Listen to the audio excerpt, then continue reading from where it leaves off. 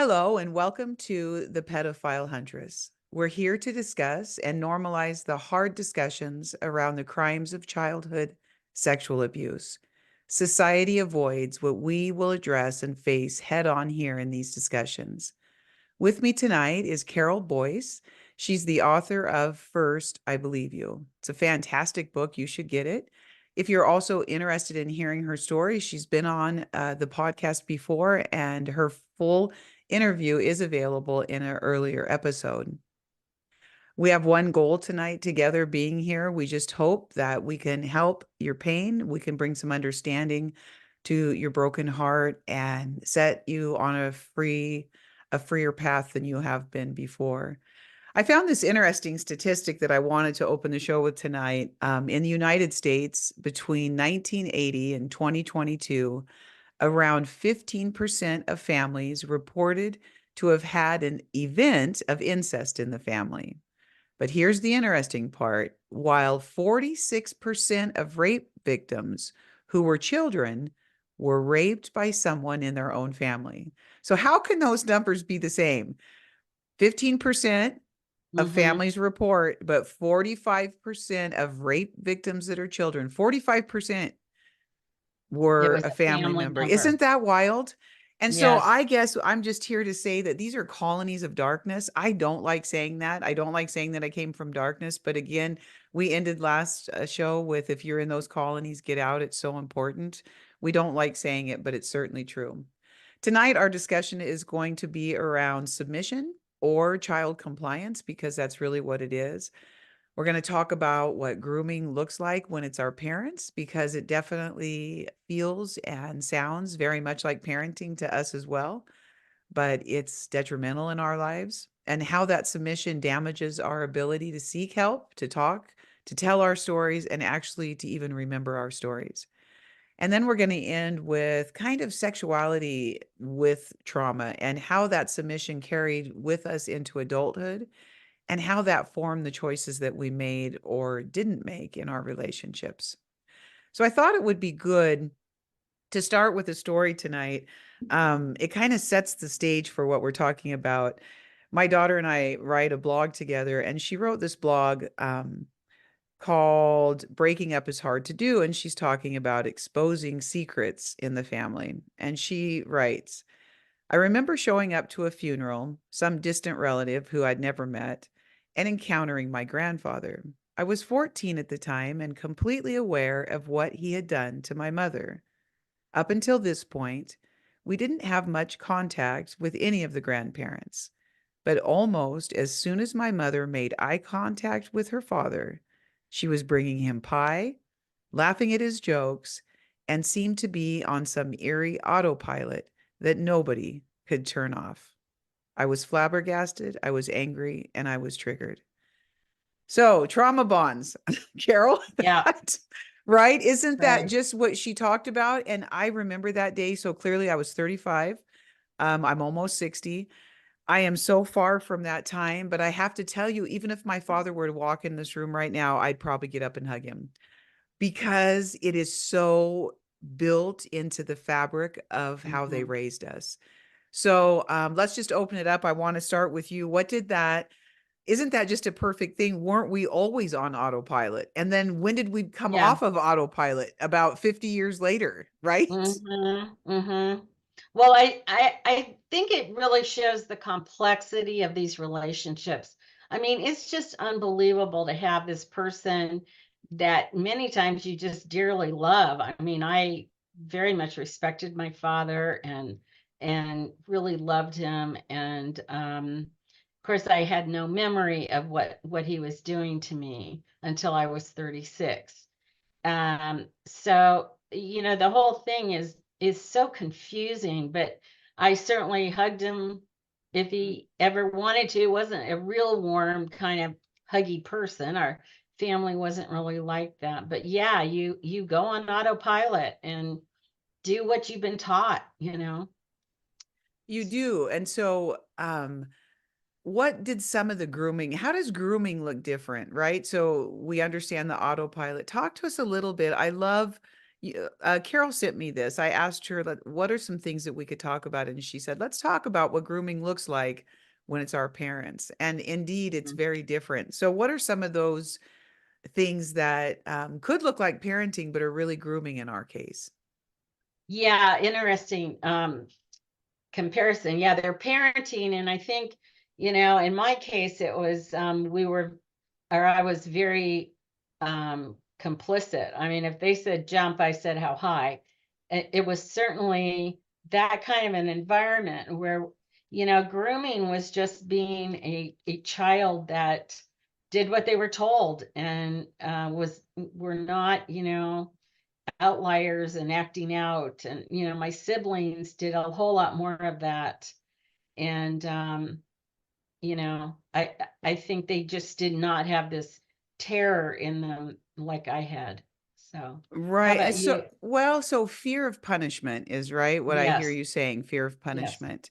Some of the things that I thought about were even deeper still. My compliance was actually because I wanted him to be happy. The way that my father Mhm. really groomed me, and I think that I was kind of compliant, and you seem like you have some of this personality as well. Although I really do have a peppery side to me, ask my husband. But I don't know how much I was allowed to be who I was as a child.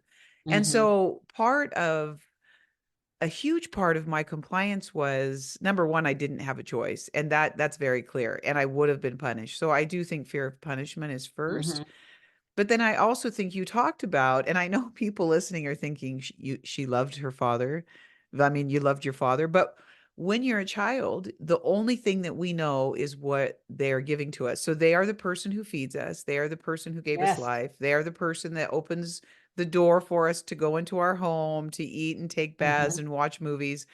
Of course we loved them, but people have such a hard time with that. And so the way that my love played out and this grooming played out was my father, I hated my father to be unhappy with me.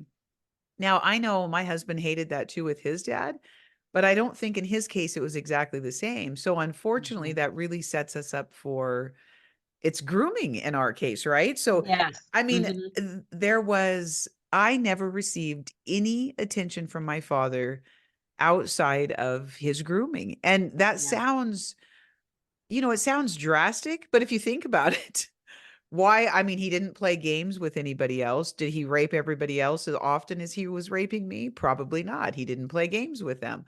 I got to sit on the couch next to him and eat popcorn while we watched movies.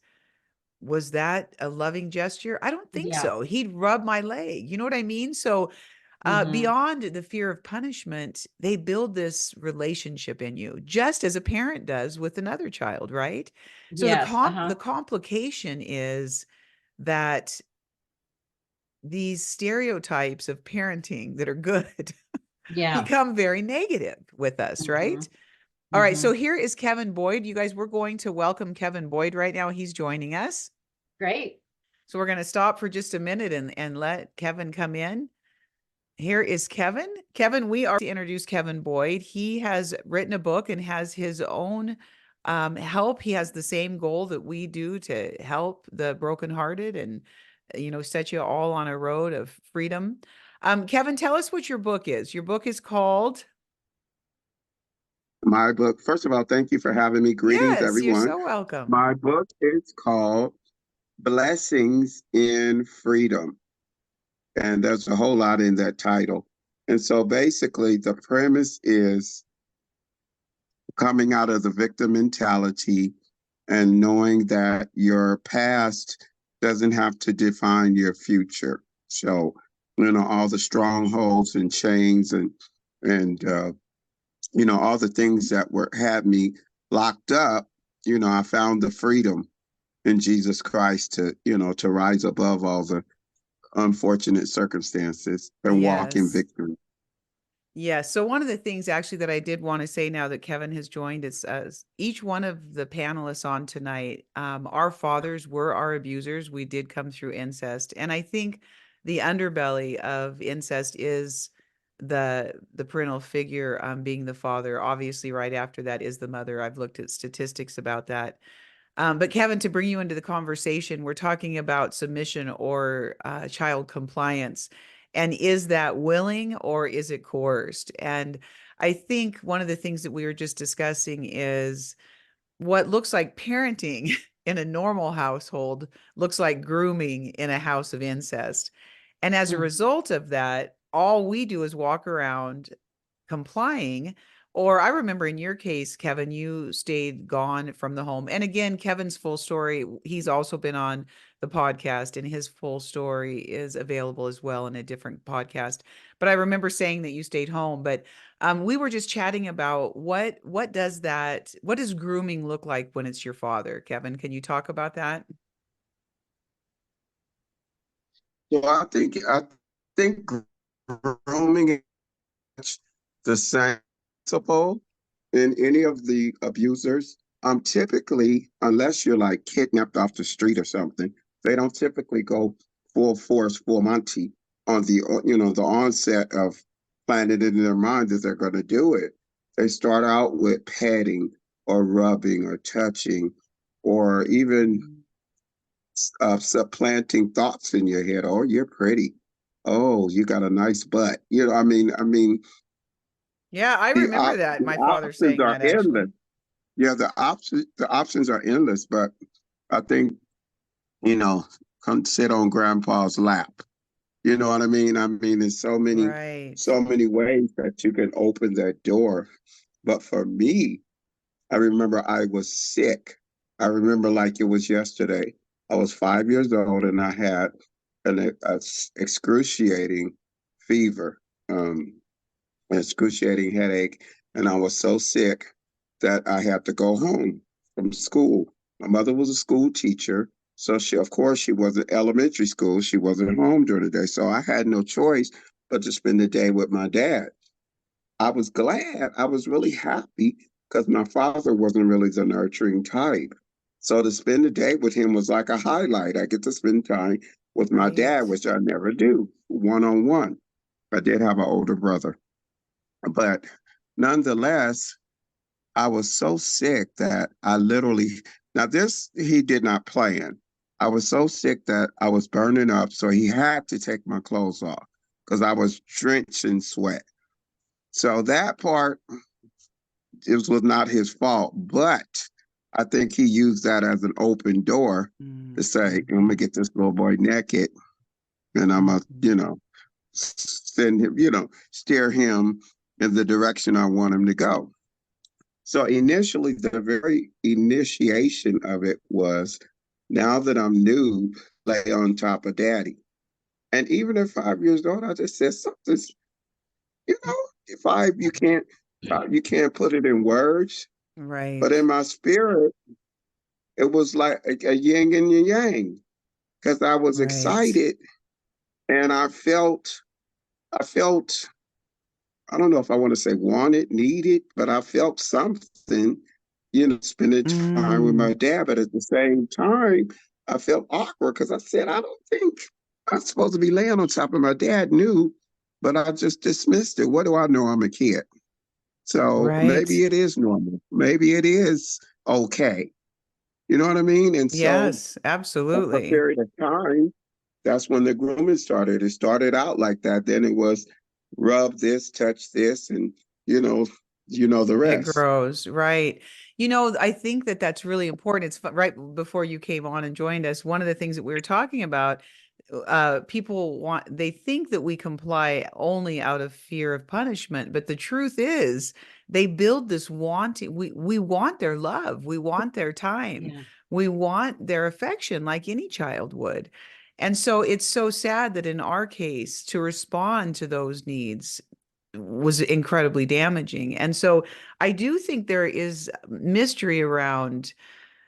I like that you say grooming looks the same, but when it's your parent, it's very confusing. It's more complicated than if you go across the street to a Yeah. stranger's house, right? Mhm. But you know what I just read, you Agree. guys? Over 90% of cases are not it's not stranger danger.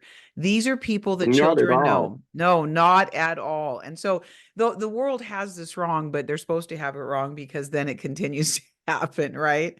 And so I think that we've all kind of touched on that love that we had for our Mhm. parents, which is hugely a part of grooming in an abused child, because if we reject their advances, what do we get, you guys? Talk to me about that, right? Because we all know what it feels like to be rejected by them, because that happens often in these homes as well. So If you're not, it's if they're, not going to go very well. it's not going to go very well. That's Yeah. exactly right. It's not going to go very well. Carol, did you And have something to say? I well, don't know what my oh, I'm sorry. Yeah, I was just going to say, I remember now how my father would rub my arm. And this is during the day. So I'm being molested at Yes, night, and I'm when no sorry, I'm one's trying to around. But tell you during the again. day, he would openly be rubbing my arm, and I thought it was just love. I mean, I really felt like, oh, my father does love me and does, it does care about me. And of course, I'm the person, I had no Mm, memory of what was going on at night. So I had to really, that makes it even more confusing. But yeah, I think as a right. child, you naturally need that love, that You nurturing, do. and and um and so we're just drawn to that. So with the difference in power struggle or power in a home, a parent is much higher than a child on the power scale. And so we're incredibly confused by what's going on. And Exactly. yeah, that's very much part of that grooming. And yeah. I think that's interesting. In Kevin's case, the other parent was not home. In our cases, Carol, it was in Yeah. at night usually. Sometimes when I was a young child, my mother worked and my father did not. So the same Oh, was true. But yeah. the thing that I think that's so important, and why I wanted to talk about submission, is because our seeking help is broken, because our ability to ask for our needs to be met is broken.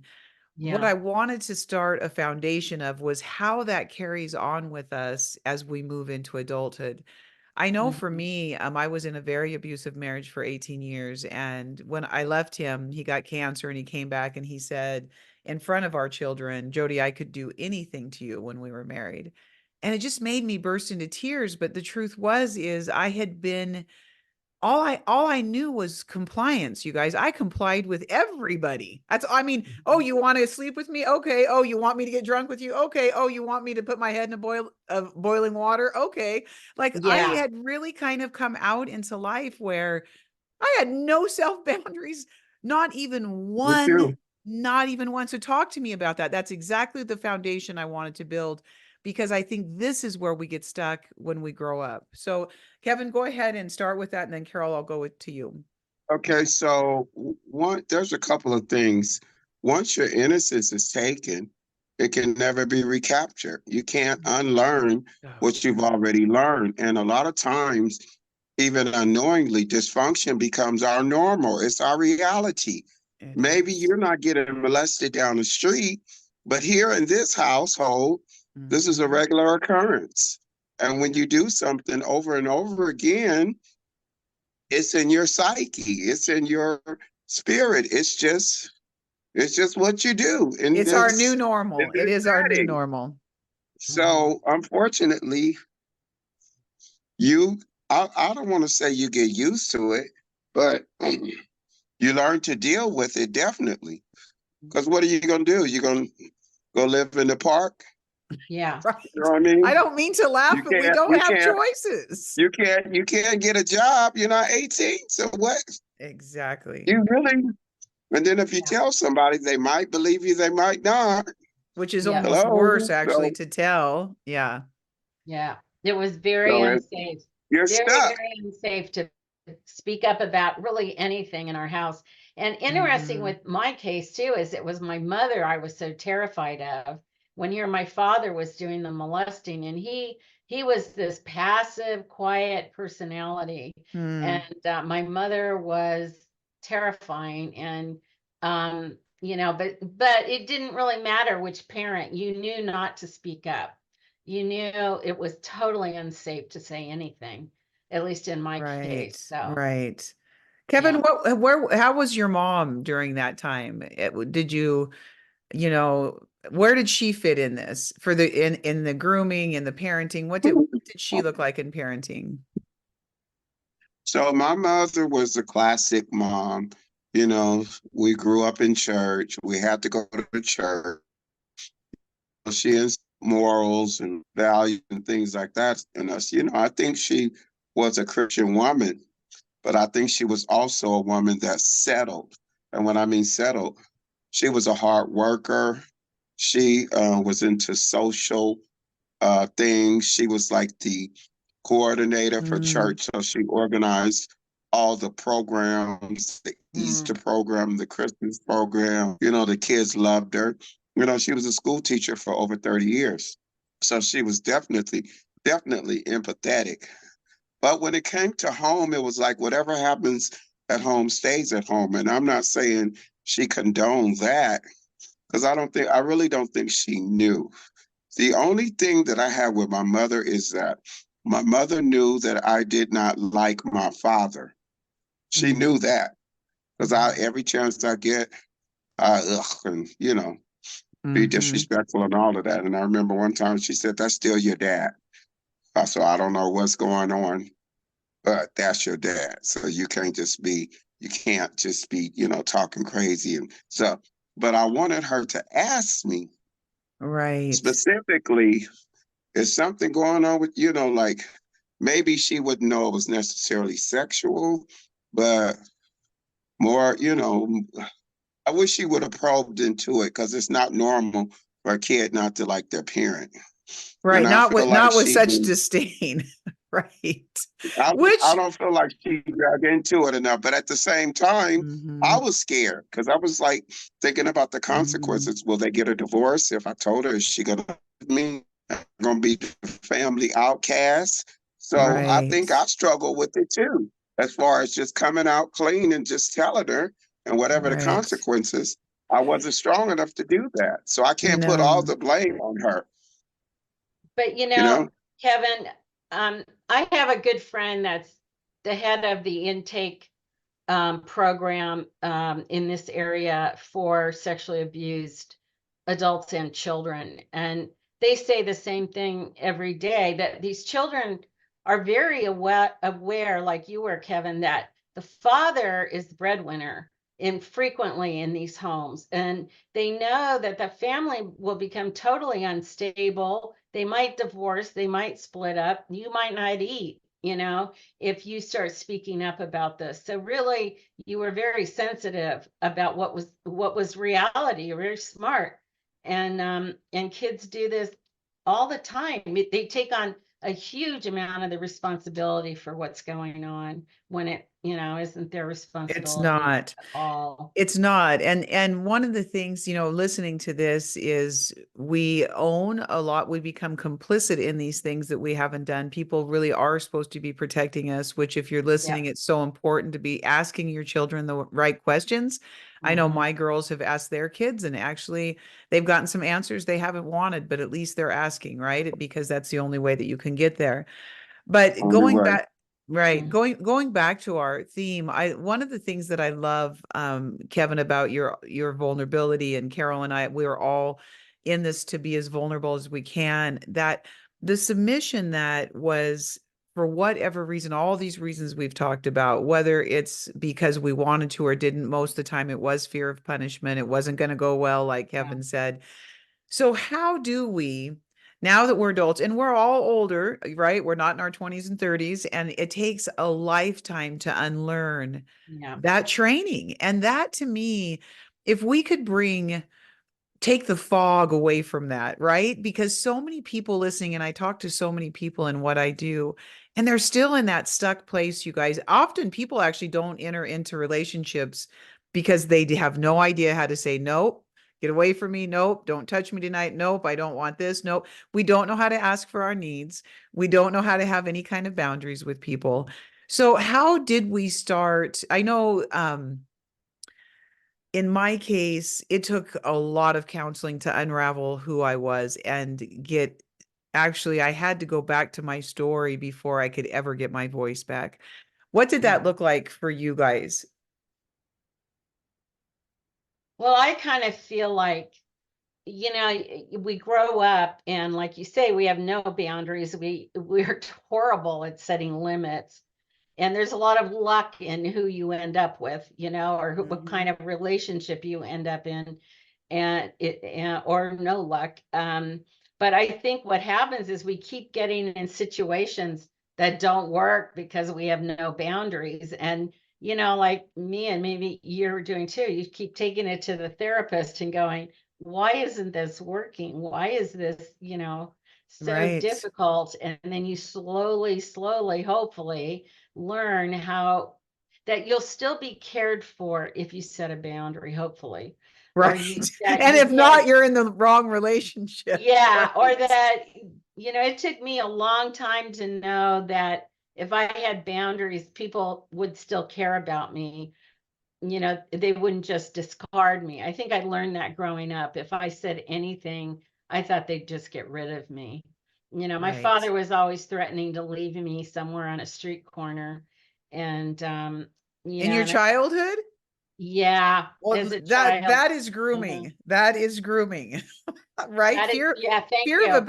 Fear of abandonment is a huge grooming tactic that they use. I had Huge. huge fear of that. Yeah, he would threaten like to drop me, like in LA, the middle of LA on a corner and just leave me. Why would he say that Oh to my you? God. Yeah, why would Yeah, he say that to you? I don't know. And so I knew, I was little and I knew I'd have no food, no water, Yeah. and I would be Right. just terrified. And I still Terrified. have to work on that today, you know. Yeah. See, yeah, see, and those are the things. And so, I think changing our patterns can help us Yeah. then do that. But each one of us, I think, understand that we hit life and all of a sudden just started complying with people, right? Kevin, Yes. talk to For me about sure. that a little bit. Yep. What did that look like in your life? Does that make sense?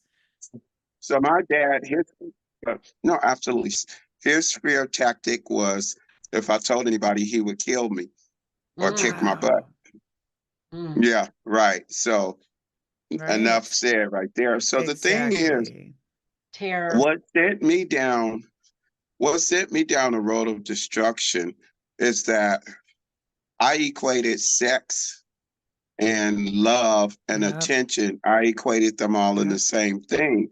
So because my sexual appetite had already been aroused as a kid, of course, when I became a teenager and a young adult, I was very promiscuous because I Mhm. never knew what real love was. The closest thing that I had to love was a physical sensation.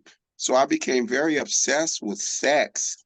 Um, because that's the only time I will feel good, sex and Right. alcohol and Right. weed. So I Right. constantly medicated because it was something broken and I was trying to fix it with the things that don't fix it. And so, Exactly. Hmm. and so I lived a victim mentality. A lot of people used and abused me Mhm. because I wanted one thing and they wanted what they wanted. So it was a mutual abuse, I guess, in a sense. Right, but we're still But being abused. That's exactly what I'm trying to get at because it really is when we stay in this submissive victim Yeah. place, you we really are hurt being me. abused. We abuse ourselves, It's and self-abuse at some point. addiction is just part and parcel of this trauma. I It mean, it's is. it's not like there was some It's big like a character byproduct. flaw. It's not a Mhm. character flaw. It's just part of it.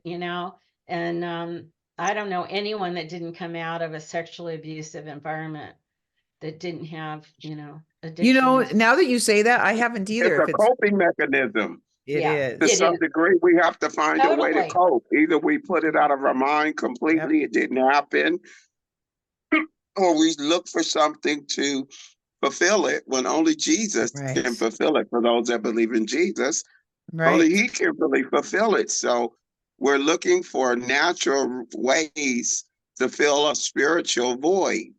Hmm. But I'm gonna leave that alone.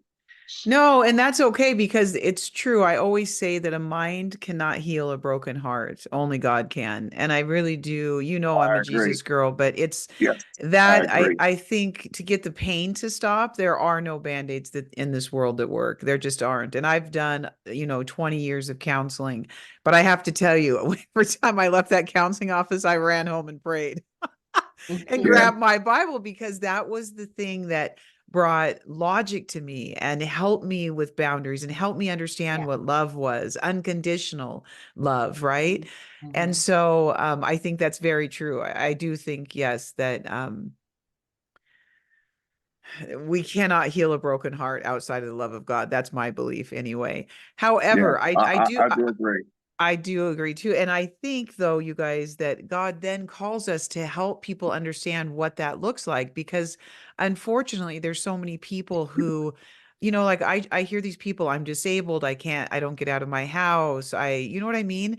Mhm. So many people actually get themselves into a place where they're almost immobilized Yeah. by childhood sexual trauma. I've seen it time and time again. Or they're absolute alcoholics and fallen down in their house, or they're so obese they can't, work anymore.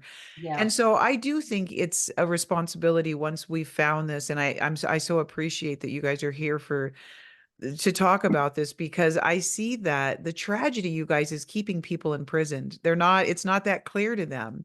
And it's Mhm. why I like to say, I think also just bringing awareness when we talk about it, you know what they're probably saying? Uh-huh. Yep, that's exactly what I feel. And that's why I like us to articulate what the damage was that was left with us because I think trauma and sexuality, you cannot, it's like what Kevin just said, you cannot take the two apart Yeah. until you have God's help and you do real hard work about that because it affects our relationships tremendously, you guys, right?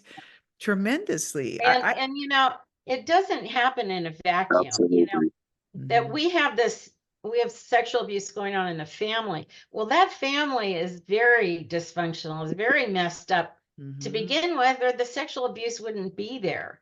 And so all these other healthy dynamics and ways of coping and all that were not in the home, at least not in my home. So you not only have to recover from and acknowledge the sexual abuse and all the horrors that go with that, but you gotta learn and start mapping out, okay, what is healthy, what isn't. What I had to completely relearn how to have a Boy, family, that's how true. to raise kids in a good environment. I Mhm. spent my life doing that. So Well, and because I think if we talk about this autopilot that we're on, and I think Kevin articulated it really well, women are not as good about talking about sexuality, I think, as men are. I mhm. love that the bond that we had, that we came, okay, so our parents are, abusing us constantly in childhood, but now Yeah. we're just going to hit adulthood, and that's not that And trauma and we're getting sexuality isn't going to be gone. Of course, it's going to be with us. And so I can remember, you guys, I got married at 18 yeah. to a very abusive guy. He was very, everything was sexual, of course. He was a sexual abuser. I mean, oh, don't even want to think about the stories of what he did. But I was only married 3 months. I went out dancing with a girlfriend, and then I went home with a guy because you know why? He asked me. I was 18. And you know what was terrible, you guys? Nobody would really believe that he asked. I didn't even know how not to go with him. And so Hmm. I got in horrible trouble from my husband. I never did it again because now I feared his punishment. But you know what was crazy is I was broken in the way of not saying, no, I can't go. And when I went, of course, like we know it's wrong, but you guys, there's something in us that we have a compulsion to just comply, Hmm. right? Can you Hmm. guys talk about that a We're little bit? compliant. You, you know, one of the biggest lies is that time heals all wounds. No, Yeah. it does not. No, it A doesn't. wound is not going to heal unless you dress it properly and Oh, I love that. and give it what it needs to heal. It doesn't just heal by itself. I mean, the body does have healing properties, but you understand what I'm saying? When it I comes to understand. dysfunction, Right. it doesn't just go away over time. Over time, sometimes it gets worse because you bury it or you just Sedate. dismiss it. but it's Right. really not dismissed in your mind and in your heart. And so for me, one of the biggest things, which a lot of people don't talk about this, but one of the biggest things that helped me to truly get free from the trauma of it was I had to forgive my father. Oh my God. Mm-hmm. Mm. See, the spiritual things don't make sense in the natural. That's why Right. some people can't understand it. How could you forgive somebody that did something so horrible? Because I believe the Bible, and the Bible says that we have to.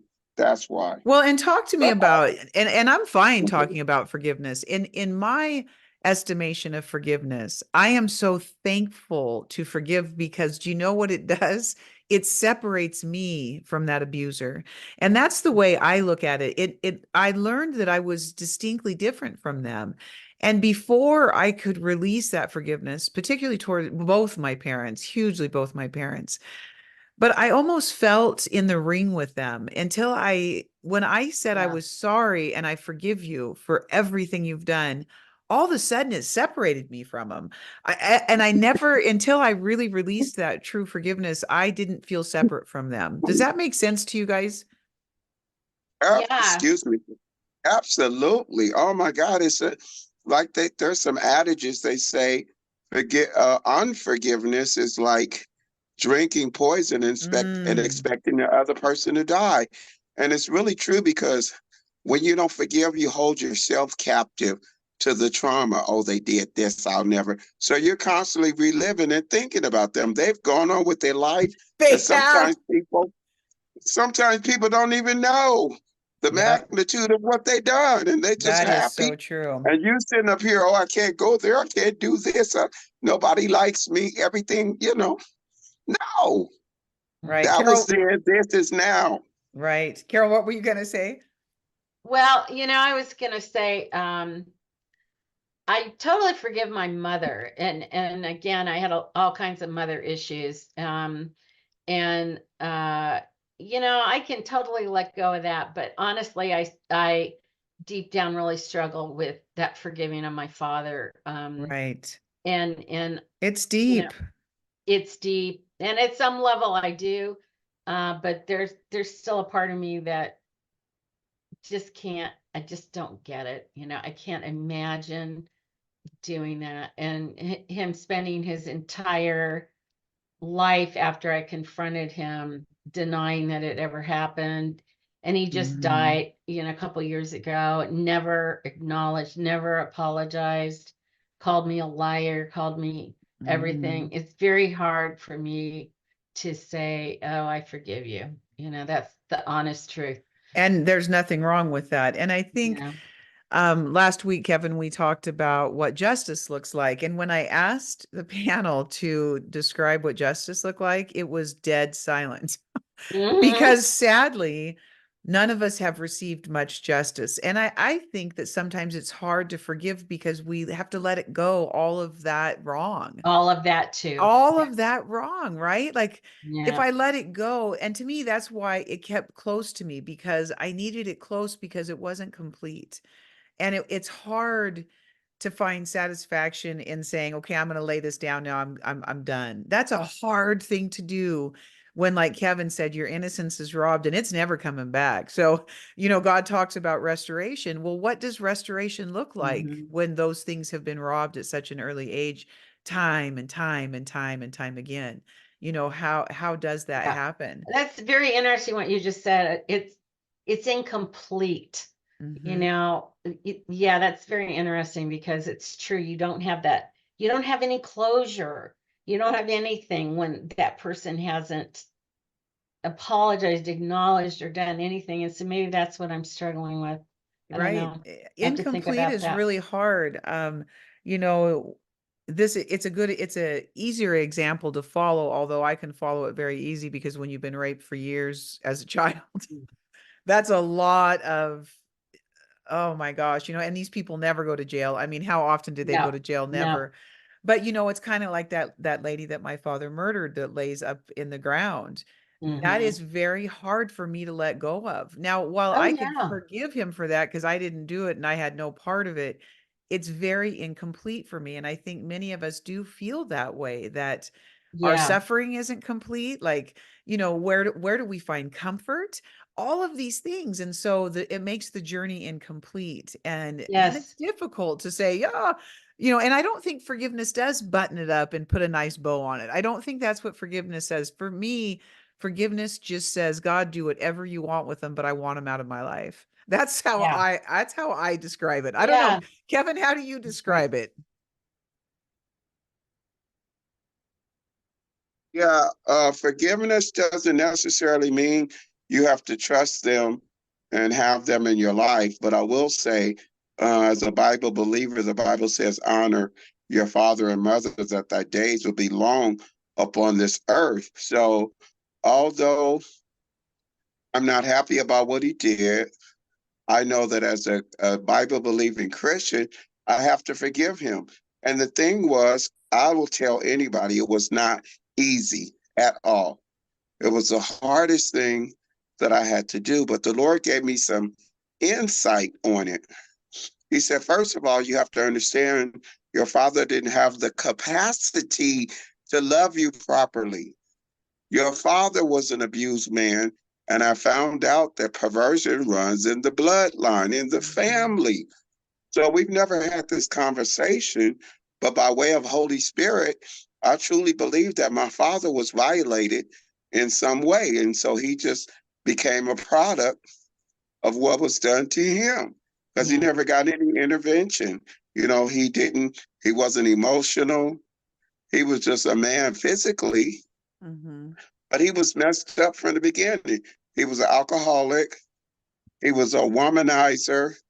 He had all these different girlfriends, and it was just embarrassing, because Right. everybody knew. Girlfriends would pick him up at the corner, and Right. everybody would see him, and I'd just be mortified because outside of that, we look like the happy American middle class family We with the talk about the curb 2.2 appeal. kids and the The dog. curb appeal. Yeah. The And your curb your appeal. parents never We look like divorced? the Black Bradys, but honey, we were not them, not at all. So, um, but back to forgiving. Um, the Lord told me that was the key. I was walking in my freedom, but it was something that just wasn't all the way there. Yeah. And I just asked God when I said, I'm, not living that way anymore, but something is still not 100%. And he said, you have to forgive your father.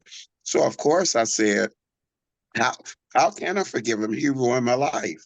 And then that's when he told me about, Right. the blood, what's going on in the bloodline. And I had a conversation with my aunt and we kind of put two and two together. But No, and those are generational curses that I yeah, absolutely no, 100% absolutely. believe in, and they do come down, and I think my father was abused as well. And yet, you know what? I was abused, but I didn't abuse anybody. And so, I Yeah. think understanding also can't bring forgiveness in my heart. I mean, I tried actually that approach a lot. And it does help some, but again, not really, because I didn't do that. You Yeah, know, we we and didn't I do know that. and I know you didn't Yeah, either, no, it's Kevin, not an because excuse. right. It's not an excuse. It's just you have to be in the mind in order to understand something, you have to kind of you have to be discerning of where that person's mind is because everything starts Right. in the mind. Well, and And so I think that's true. But I also think, breaking these generational things, we also have to bring the truth with us loudly. And I know you're a lot about truth. I mean, I think about Kevin in your life, Kevin lived a homosexual see, lifestyle my for father wasn't a believer. whoops. Hmm. Oh yeah, no, no. And My father wasn't.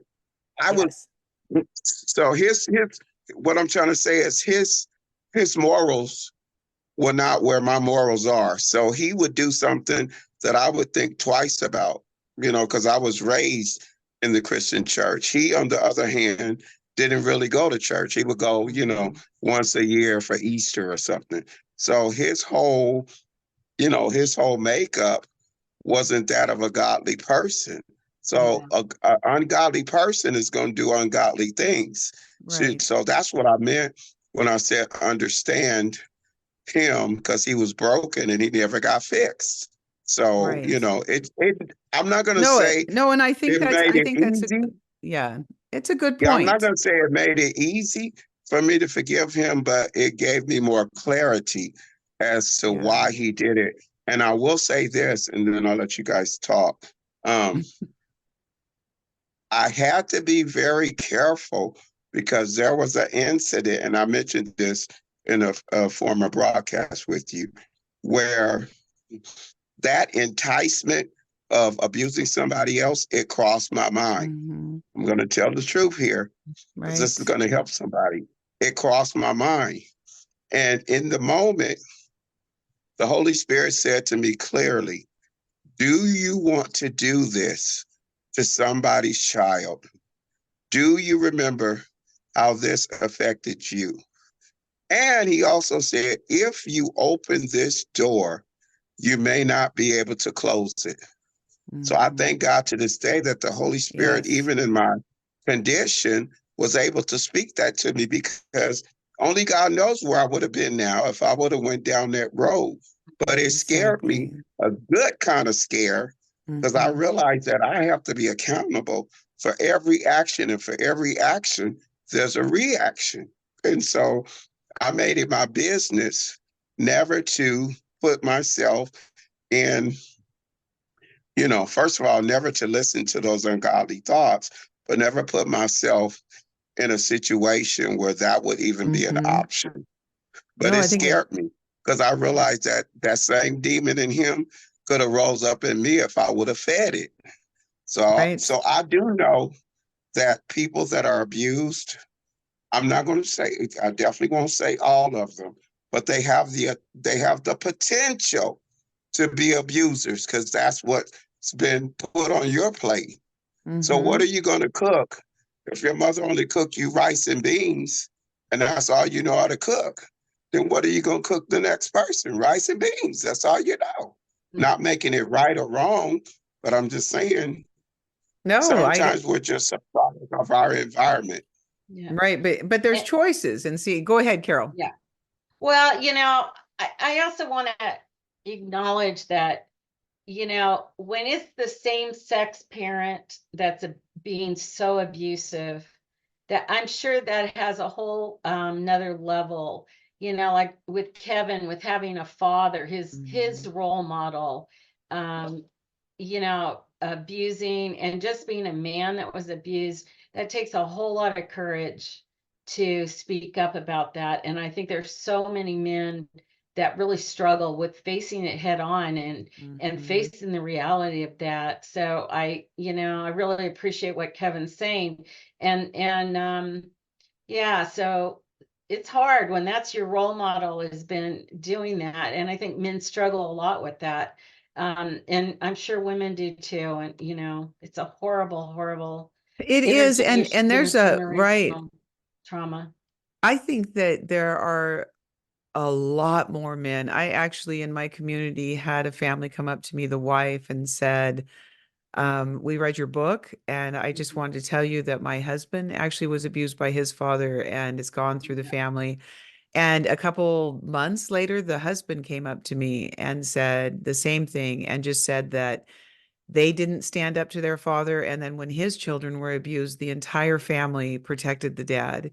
And Yep. so, this is that statistic that I quoted in the very beginning where it said incestuous, there's 16% of families say they had a violation Mhm. of incest. And yet, of all of the children who came out, 46% of them said it was a close family member. So these numbers aren't Yeah. accurate. And I thank you so much for saying that to Kevin, because it's so true. There's millions and millions and millions of men who have been sexually abused Yes. through Yes. incest. I know that there is because I've personally met many of them, you guys. Many have come to me and said, Jody, my story's like yours. Or, Yeah. I've had gay friends that have said, don't say anything to my Yeah, partner, me but I too. was abused as well. And so you guys, there's millions of us, millions. And Yeah. that's exactly why we're here. And I love Kevin's tenacity to talk about everything that he does, because you're right. It takes bravery from all of us, by the way, because there's a cost to this, Oh my right? I God, mean,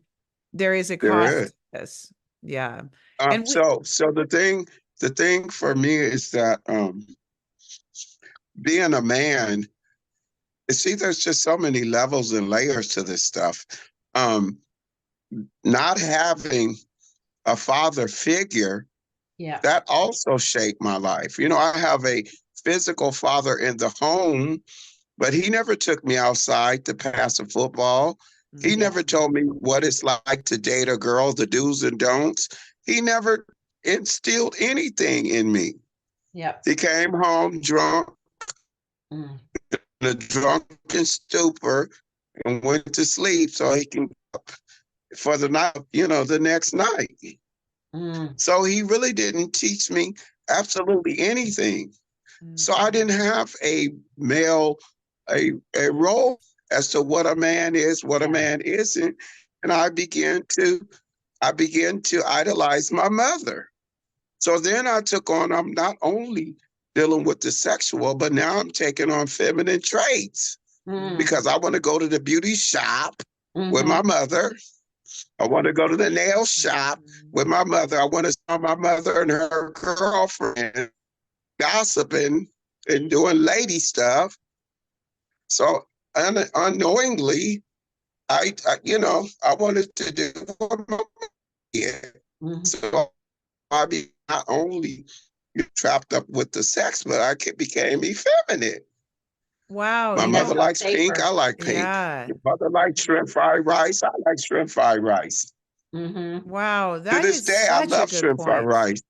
I don't eat it anymore, but I love it. Yeah, I love it too. You Yeah. know, that Kevin, that is such a fantastic point. Do you know something I've never actually thought of is sometimes I feel like this weird vibe in my being, almost like I feel like an it. I was abused by both of my parents, and so I didn't attach to either one of them. My mom wasn't always there. There were just a handful of times that I remember, but it was violent and it left me very alone. And I despised her, and I hated my father. And Mm-hmm. I don't know how to bond to anything. God, I know how to bond to God. But when you talk about that, I don't know, that was it was kind of insightful to me because I have a really hard time bonding to anybody. You know what I mean? Like it's like Yeah. people will say, "Oh, I want to bond to a guy because I didn't like my dad," or I want to bond. I didn't like either one of them, so I was kind of effed out of the gate. It's been difficult for me. I never wanted, to be with a woman, but I have also just wanted to be by myself because Yeah.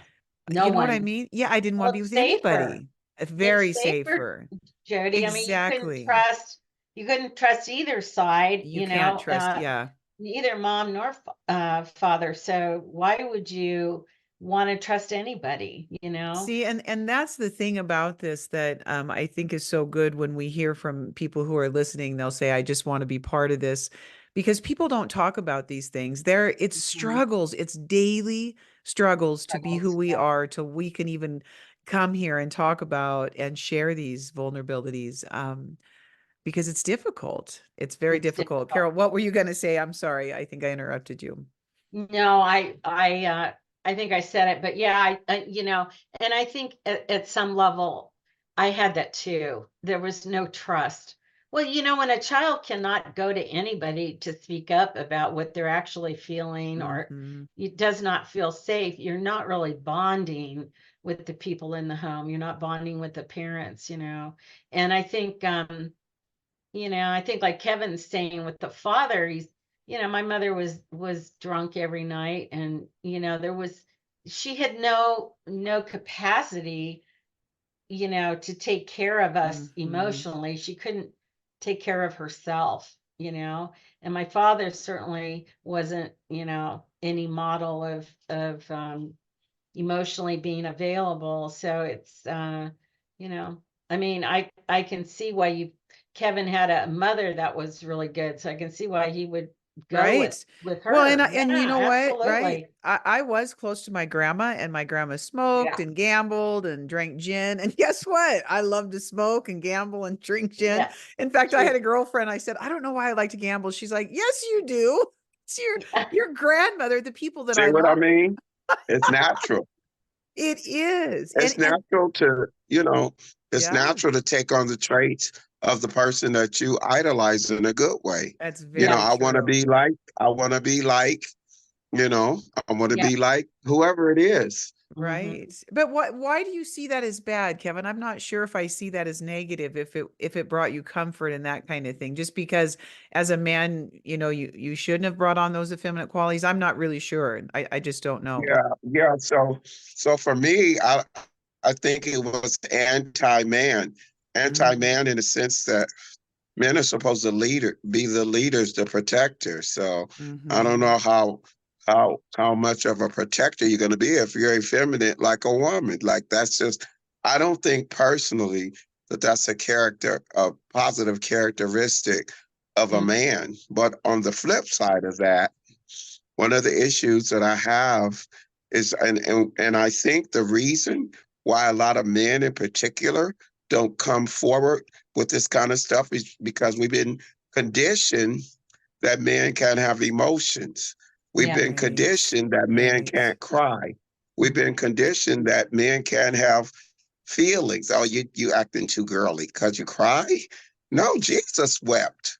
So Mm-hmm. since when is crying a sign of femininity? You know, I think it's a sign of um, strength. I I mean, do. to be Because vulnerable, we have a whole but bunch of angry men because they won't let their tears yeah, out, Kevin. because they That's never right. get to express Yes. themselves, they Yes. never get to cry, and then the other thing is a lot of times men try because they've been violated, a lot of them can't accept it mentally. Yeah. So Mm, they go the opposite way. Instead of being a homosexual, I'm gonna be a womanizer. But yes. I mean, you're still broken. Either Mm-hmm. way, you got Exactly. apple and an orange. They're both Yes. fruit. So Yes. you're still messed up, but in Hmm. your mind, you've escaped that. So you escaped one dungeon and jumped into another one. So you're still Right. not happy Right. because promiscuity, it doesn't make you happy, No, it only in the doesn't. moment. Right. No, I used to call it like a quick fix, like a heroin fix, right? Because I That's mean, all it is. right, that's exactly what it is, and I can certainly understand that. I Hmm. think it's very interesting when we talk about all these things. The cost to change, you guys. One of the things is people use denial, I think, is the strongest tool against Hmm. not healing. And so, one of the costs of coming out of denial is having to accept the responsibility of what our stories really look like. And a lot of times it's in our 30s and 40s when we say, "Oh my gosh, I've Yeah. got to start healing here."